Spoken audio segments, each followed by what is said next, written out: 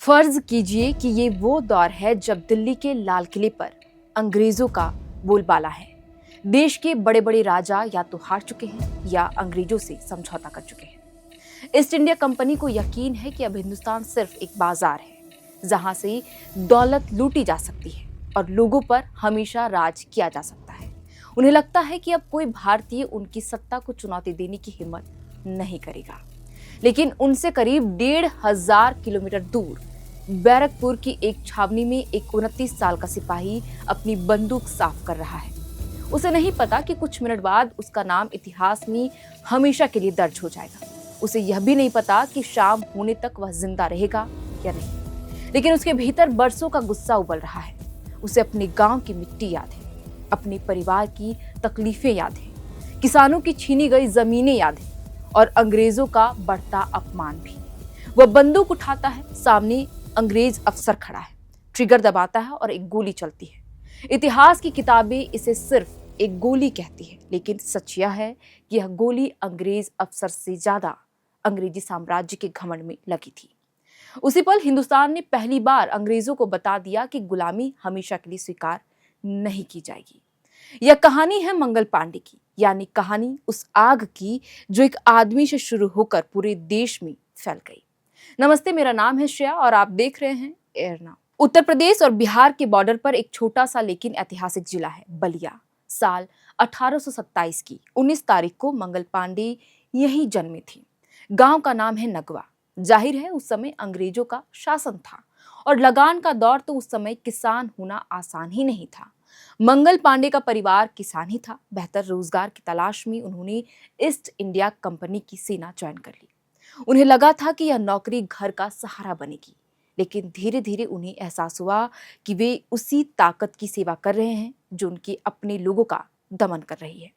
आमतौर पर हमें बताया जाता है कि 1857 की लड़ाई चर्बी वाले कारतूस की वजह से शुरू हुई, लेकिन ये पूरी सच्चाई नहीं है। असली कहानी 1856 में शुरू होती है, जब अंग्रेजों ने अवध को अपने कब्जे में ले लिया। नवाब वाजिद अली शाह को गद्दी से हटाकर कलकत्ता भेज दिया गया।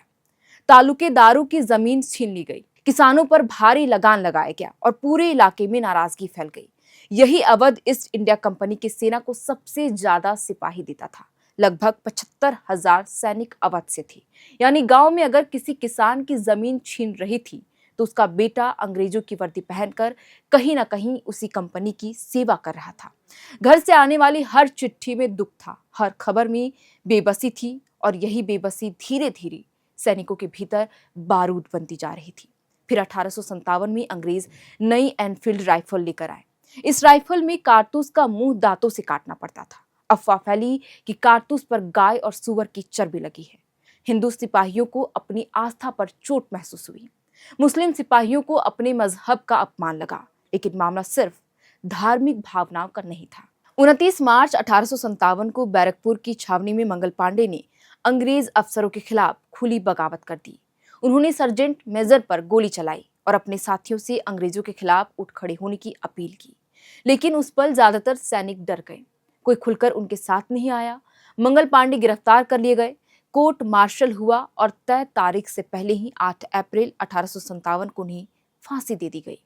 अंग्रेजों को लगा कि एक सिपाही को मार देने से बगावत खत्म हो जाएगी, लेकिन वे गलत थे। एक महीने बाद 10 मई 1857 को मेरठ में भारतीय सैनिकों ने विद्रोह कर दिया। जेल तोड़ी गई, अंग्रेज अफसर मारे गए और सैनिक दिल्ली की ओर बढ़ चले। 11 मई को वे लाल किले पहुंचे और बूढ़े मुगल बादशाह बहादुर शाह जफर से नेतृत्व संभालने की अपील की।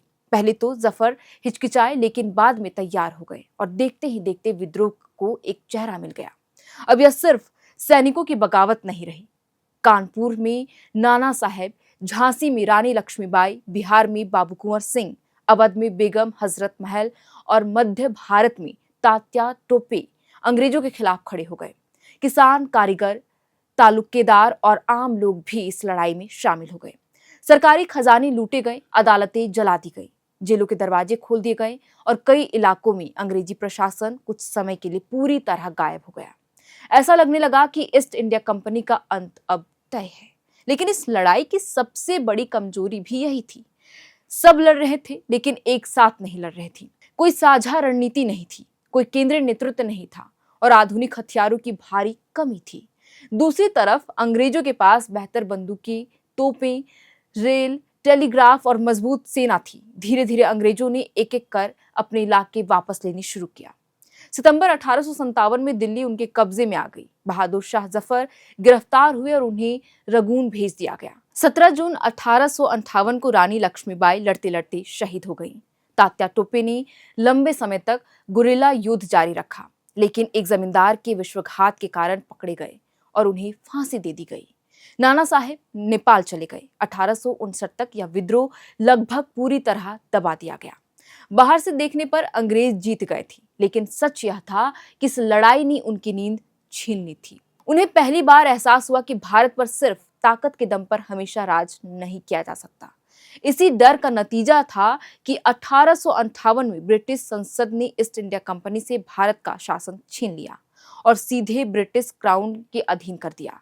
महारानी विक्टोरिया की घोषणा हुई, जिसमें भारतीय रियासतों के प्रति नई नीति, धार्मिक मामलों में हस्तक्षेप न करने और कानून के सामने बराबरी जैसे वादे किए गए। यानी जिस विद्रोह को अंग्रेजों ने बंदूकों से कुचल दिया, उसी विद्रोह ने उन्हें अपना पूरा शासन ढांचा बदलने पर मजबूर कर दिया। आज बैरकपुर में मंगल पांडे का स्मारक है, उनकी प्रतिमा है, लेकिन उनकी कहानी अक्सर सिर्फ चर्बी वाले कारतूस तक सीमित कर दी जाती है।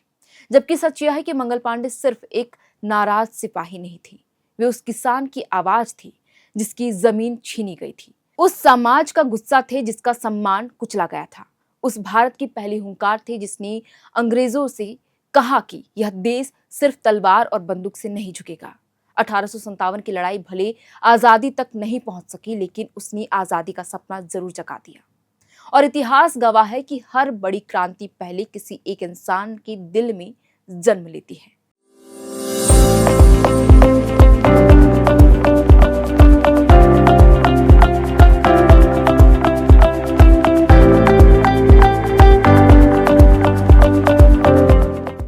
मंगल पांडे ने वह पहली चिंगारी जलाई जिसने 90 साल बाद 1947 की आजादी की मशाल को रोशनी दी।